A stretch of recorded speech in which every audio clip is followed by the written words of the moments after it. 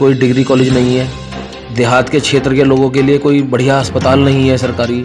यहाँ पर मुख्य मार्गों को यदि छोड़ दिया जाए तो जो कनेक्शन मार्ग हैं वो सारे के सारे बहुत बुरी हालत में हैं, जीर्ण शीर्ण हालत में, गड्ढे हैं, बने ही नहीं है। संभवतः उनके नाम का पैसा ये विधायक खा गया, उसने पैसा निकाला लेकिन सड़क नहीं बनी। जो हमारा नायक है सर, अगर शेर सिंह राणा जो भाई हैं हमारे, वो पूरे के पूरे राष्ट्रवादी हैं। उन्होंने पूरे देश का सम्मान बढ़ाया है। पृथ्वीराज चौहान की अस्थियां कंधार से निकालकर भारत में वापस लाए हैं। देखिए, जातियों में दामाद ढूंढने चाहिए, जातियों में नेता नहीं ढूंढने चाहिए। नेता तो नौकर है, नेता तो सेवक है। नमस्कार, आप देख रहे हैं पब्लिक न्यूज। उत्तराखंड की चुनावी यात्रा ग्राउंड जीरो से राकेश सिंह मौजूद हैं। उत्तराखंड विधानसभा में जो चुनाव हो रहे हैं उसका कवरेज करने हम पहुंचे हैं इस वक्त लक्सर विधानसभा में, और हमारे साथ में मौजूद हैं एक प्रत्याशी अजय वर्मा जी, जो कि आरजेपी पार्टी से हैं। इनके बारे में तमाम बातचीत करेंगे कि आखिरकार इन्होंने ऐसा क्या सोचा जिसको लेकर के ये विधायक के प्रत्याशी हैं और इनका मुद्दा क्या रहेगा। सर, आपका हमारे न्यूज में स्वागत है सर। धन्यवाद। मैं आपसे जानना चाहूंगा कि सबसे पहले आपने आखिरकार ऐसा क्या सोचा जिसको आप चुनाव में लड़ना। जनता जो आज दुनिया की जो तरक्की की दौड़ है उसमें लक्सर की जनता भी अपने आप को सम्मिलित करना चाहती है, और चूंकि यहाँ पर विकास का जो मानक है वो बहुत पीछे छूट गया है, तो एक जागरूक नागरिक होने के नाते लक्सर विधानसभा का मैंने ये स्वयं में विचार किया कि मैं लक्सर के उत्थान के लिए अगर कुछ कर सकता हूँ तो मैं प्रयास करूँ।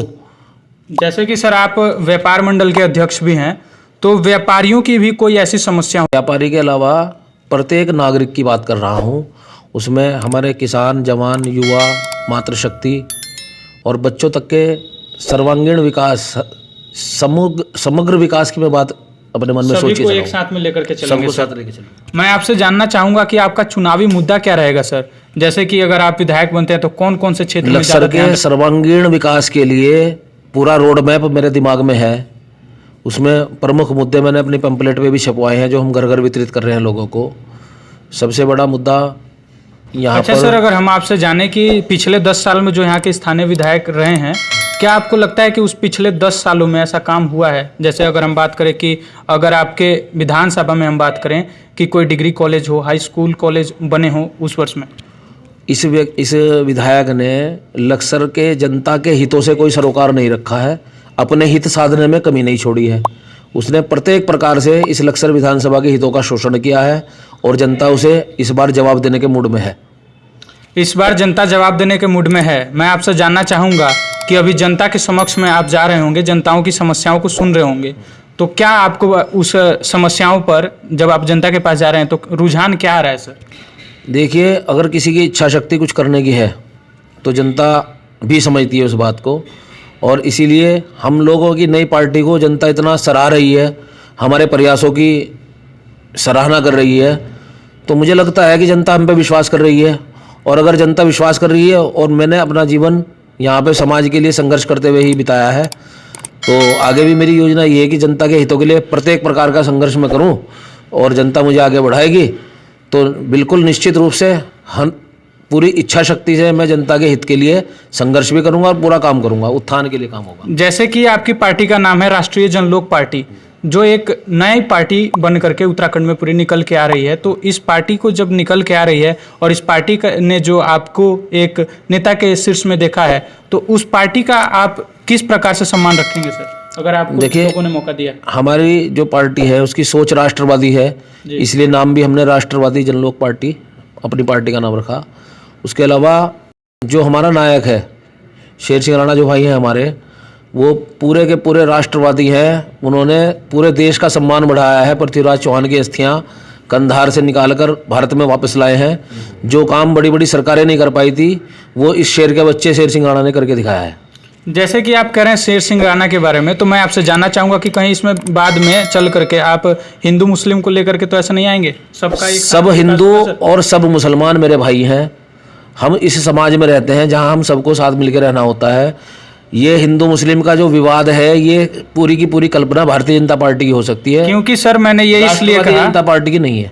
मैंने इसलिए आपसे इसलिए कहा क्योंकि जो अधिकतर पार्टियां हैं वो अपना वोट बैंक कहीं ना कहीं बना रहे हैं, तो जातिवाद पे और ऐसे हिंदू मुस्लिम देखिए, जातियों में दामाद ढूंढने चाहिए, जातियों में नेता नहीं ढूंढने चाहिए। नेता तो नौकर है, नेता तो सेवक है। आप सेवक ढूंढ रहे हैं, उसकी बिरादरी, अपनी बिरादरी का सेवक थोड़ी रखना चाहिए, अपनी बिरादरी का नौकर थोड़ी रखना चाहिए।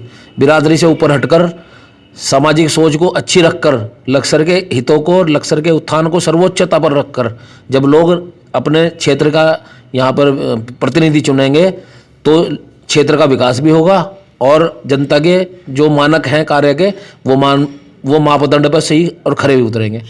जैसे कि सर अभी लक्सर में एक अंडरपास की मांग हो रही थी काफी दिनों से, और उस पर आपने अनशन भी किए, धरना भी दिया, बहुत कुछ आप सभी व्यापार मंडल के लोगों ने किया है।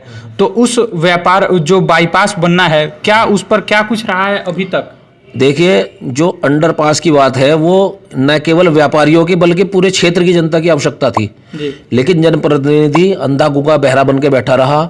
उसका पूरा ध्यान राजकीय कार्यों से मिलने वाले कमीशन पे रहा, क्योंकि रेल कमीशन देती नहीं है, तो इसलिए उसने अंडरपास पे कभी ध्यान ही नहीं दिया।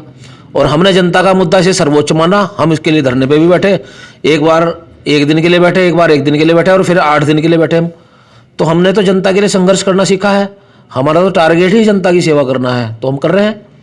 आखिरकार मैं लास्ट में आपसे ये जानना चाहूंगा कि मेरे चैनल के माध्यम से आप अपने पूरे विधानसभा के लोगों को क्या कुछ कहना चाहेंगे? मैं आपके चैनल के माध्यम से प्रत्येक जागरूक नागरिक से कहूँगा कि हमने अपनी पार्टी के द्वारा 70% स्थानीय लोगों को रोजगार देने की बात कही भी है और हमने संघर्ष भी किया है। हमने इस निरंकुश और तानाशाह सरकार के लठ भी खाए हैं जनता के हित के लिए, ताकि समाज के बच्चों की नौकरी लग सके, समाज के घर में रोजगार पहुंचे, हर घर खुशहाली से भरे। तो हमारा प्रथम प्रयास यह है कि हम 70% स्थानीय लोगों को इन फैक्ट्रियों में नौकरी दिलवाएं। अगर हम नौकरी दिलवाने में सफल नहीं रहे तो हम इन्हें बेरोजगारी भत्ता दिलवाएं, ऐसा हमारा संकल्प भी है और इरादा भी है। धन्यवाद सर।